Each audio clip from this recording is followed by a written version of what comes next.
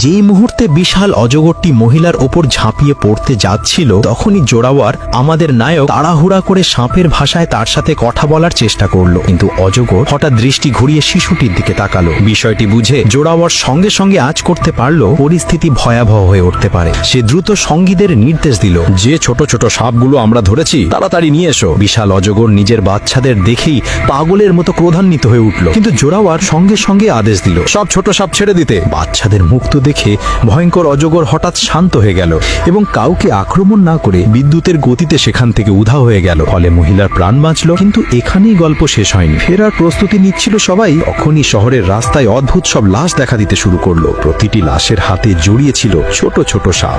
এক শ্রমিক ভুল করে একটি লাশের উপর পা রাখলো আর তার ক্ষত থেকে রহস্য উন্মোচিত হলো।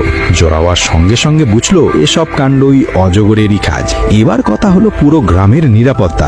তাই জোরাওয়ার দৃঢ় সিদ্ধান্ত নিল, এবার আর নয়, ওই অজগরকে শেষ করতেই হবে। সে একটি প্রাইভেট মিলিটারি দল ভাড়া করলো এবং জঙ্গলে শুরু হলো বিশাল অনুসন্ধান। 2 বছর কেটে গেল, কিন্তু দানব অজগরের কোনো খোঁজ মেলেনি। হঠাৎ একদিন এক সৈনিক গভীর এক গর্তে পড়ে গেল, কিন্তু সেটা গর্ত ছিল না, এটা ছিল ভয়ঙ্কর এক নাগিনের বাসা। সৈনিক আতঙ্কে বন্দুক তাক করলো, কিন্তু তখনই জোরাওয়া চেঁচিয়ে উঠল, না, এই জমিতে সাপ মারা নিষিদ্ধ। কিন্তু তার কথা শেষ হওয়ার আগেই আরেক সৈনিক সরাসরি বোমা ছড়ে দিল। এক মুহূর্তেই পুরো সাপের ঘর ধ্বংস হয়ে ছাই হয়ে গেল। আর এখান থেকেই শুরু হলো আসল ভয়, কারণ আসল অজগরের অবস্থান এবার সবার জানা হয়ে গেল।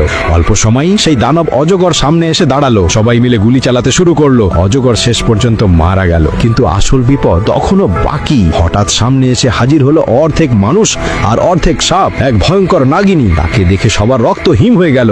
মুহূর্তে সে অর্ধেক সৈন্যকে মেরে ফেললো, কিন্তু তখনই জোরাওয়ার বুদ্ধি খাটিয়ে এক জাদুকরি দড়ি ছুঁড়ে নাগিনকে জড়িয়ে ফেললো। সুযোগ বুঝে লম্বা চুলওয়ালা এক সাহসী যোদ্ধা মাটি ভরা ছুরি দিয়ে নাগিনকে আঘাত করলো। সেই ছুরিতে ছিল শক্তিশালী ঘুম পাড়ানি বিষ। নাগিন ছটপট করতে লাগলো, চিৎকার করতে লাগলো আর শেষে অচেতন হয়ে মাটিতে লুটিয়ে পড়লো। তারা নাগিনকে ধরে বন্দিশালায় বন্দি